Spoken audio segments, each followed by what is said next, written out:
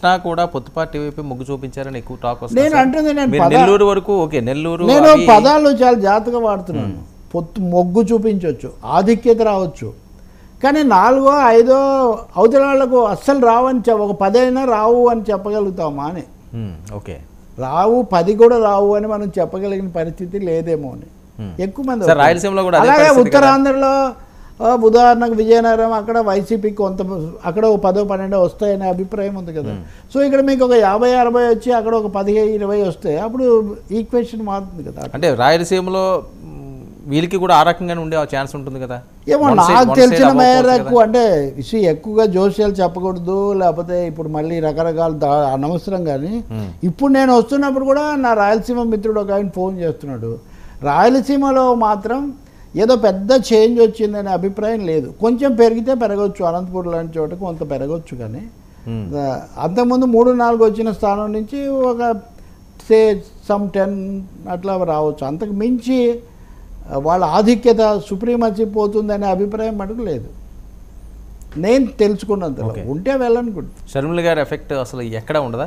ఇంకా మీరు తెలుసుకుంటారు అది. ఇప్పుడు మనం ఎందుకంటే కౌంటింగ్ ముందు కామెంట్స్ కడప ఆ ప్రాంతాల్లో ఎంతో కొంత ప్రభావం చూపించదా? ఒకవేళ చూపిస్తే తెలుగుదేశం వల్లే ఉంటుంది, కానీ షర్మిల వల్ల ఏముండదు. You take it from me. Even పులివెందులో ఆమె పోటీ చేసిన కడప నియోజకవర్గంలో కూడా తెలుగుదేశం వాళ్ళు చివరిలో కొద్దిగా వాళ్ళు మారి ఆమెకు సపోర్ట్ చేసి ఓట్లు కూడా ట్రాన్స్ఫర్ చేయకపోతే ఆమె ప్రభావంతో పెద్ద తలకిందు లేదు అనేది స్థానికుల అభిప్రాయం. మారితే మనం లెట్ వి సీ, ఒకవేళ చేంజ్ వస్తే. రెండోది ఆన్ రికార్డ్ చింతామోహన్ కాంగ్రెస్ నాయకుడు ఆల్రెడీ చెప్పేశాడు ఆమె చేసిన తప్పు వల్ల నష్టపోయామని. ఆమెతో పాటు తిరిగిన రఘువీరారెడ్డి లాంటి నాయకుడు కూడా కొంచెం తర్వాత ఏమి ఏకపక్షంగా చెప్పట్లేదు ఆయన. కాబట్టి దిస్ థింగ్స్ ఆర్ దేర్.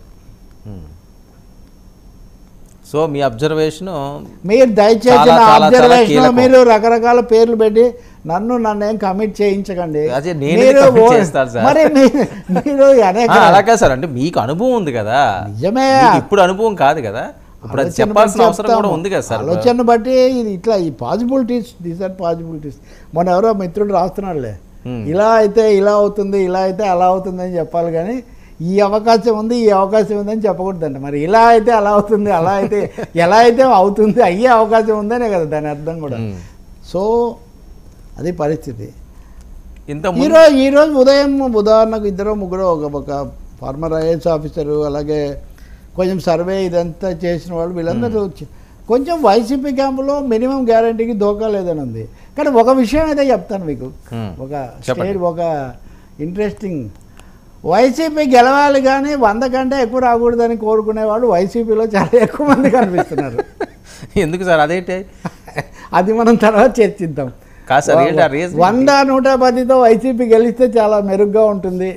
మరీ ఎక్కువ స్థానాలు వచ్చేసరికి మనకు 150 160 వస్తుంటే అసలు ఏమీ అర్థం కావటం లేదు అని. కాబట్టి అది కూడా ఉంది, అట్లాంటి ఆందోళన కూడా. అప్పుడు నేను ఎమ్మెల్యేలాగా కాకుండా ఎంపీటీసీలాగా అయిపోతానని ఎవరో ఒక ఆయన అన్నాడని, మరి ఎవరో కొటేషన్ కూడా ఇస్తున్నాడు నాకు. మరి 150 160 వచ్చాయనుకోండి, ఎమ్మెల్యేలకు ఎంపీటీసీలకు కూడా తేడా లేకుండా పోతుంది పార్టీలో. కాబట్టి 100 110 వస్తే చాలా మంచిది.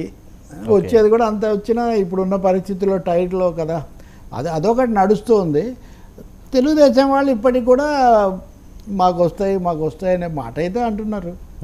బట్ కంపారిటివ్గా జనసేన ఎందుకో జనసేన శిబిరం నుంచి అంత సందడి వాళ్ళుగా ఏం చెప్పట్లేదు. బహుశా వాళ్ళది ప్రధాన పాత్ర కాదు కాబట్టి సైలెంట్గా ఉన్నారు. ఏదో మీరే పిలిపించి ఎప్పుడైనా మాట్లాడిస్తున్నారు కానీ అప్పుడప్పుడు. ఇప్పుడు అంతే కదా సార్, ఇప్పుడు వాళ్ళు చెప్పడానికి ఏముంటుంది, పొత్తు గెలాలి అని కోరుకుంటారు అంతే. వాళ్ళు గెలిచిన తర్వాత కదా వాళ్ళ పాత్ర ఏంటన్నది, అదేంటి తెలియకుండా వీళ్ళు ముందుకెళ్ళే పరిస్థితి ఉంటుంది కదా. కానీ మీకు చాలా విషయాలు తెలుసు, చాలా మందితో మాట్లాడుతుంటారు, అవన్నీ దాచుకోకండి సార్, కడుపు నొప్పి వస్తుంది. మీరు బయటికి చెప్తుండండి, కొన్ని ప్రేక్షకులకు చెప్పాలి కదా.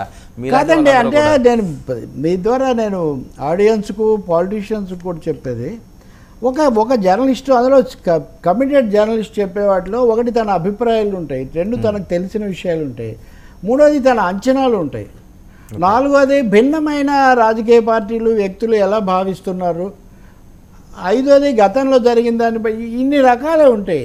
వాడు చెప్పిన ప్రతిదీ ఏదో వాడే చెప్పేశాడు. అవును. ఇప్పుడు వర్మ ఇలా అనుకుంటున్నాడు, ఆ పార్టీ వాళ్ళు ఇలా అనుకుంటున్నారు, we got a responsibility to తెలిసిందండి. ఎందుకంటే ఇప్పుడు బెట్టింగ్ వాళ్ళని ఆపడానికైనా, అనవసరంగా ఆవేశపడే వాళ్ళకి కొంచెం నిజం చెప్పడానికైనా చేయాల్సి, కొంచెం నిరాశపడే వాళ్ళకి కాదులే కొంచెం పర్వాలేదు, ఇన్ని కారణాల వల్ల మనం నాలాంటి వాళ్ళు మాట్లాడుతూ ఉంటాం.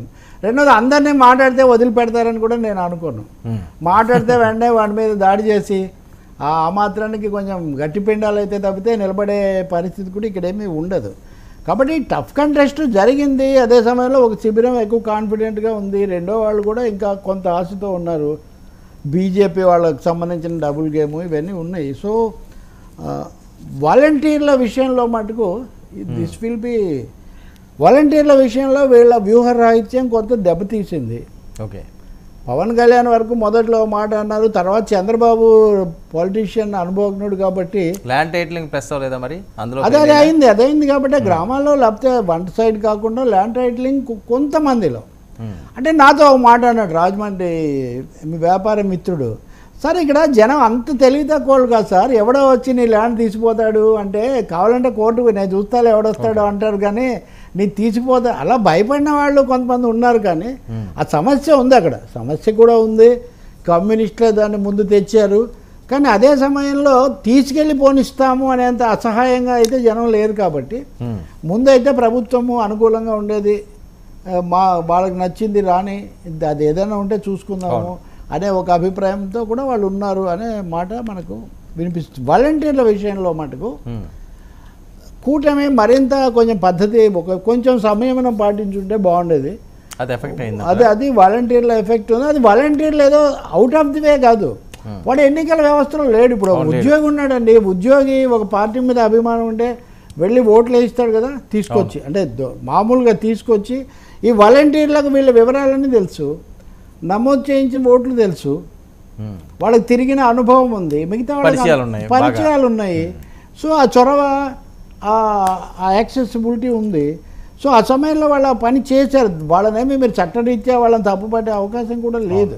జగన్మోహన్ రెడ్డి ఆ విషయానికి వస్తే కార్పొరేట్ డెలివరీ సిస్టమ్ పెట్టుకున్నాడు ఇక్కడ. ఈ కార్పొరేట్ డెలివరీ సిస్టమ్ అప్పుడేమో వాళ్ళకి డీబీటీ డెలివరీ చేసింది, ఇప్పుడు ఓట్లు కూడా డెలివరీ చేసిందేమో అని ఒక. సో అందుకని వీళ్ళకి డోకా లేదు అన్నది వస్తున్న టాక్ వైసీపీ. అది మీ డైలాగా కాదు సార్, ఇందాక అన్నారు కదా, ఎవరో అన్నారు డోకా లేదని వైసీపీ వాళ్ళు. నేను అనలేదు, నువ్వు నన్ను. So I made things very clear as this. Right. Okay, thank you so much Ravi గారు. ఇది ఈనాటి frankly with Telakapalli. Stay tune to 99 news.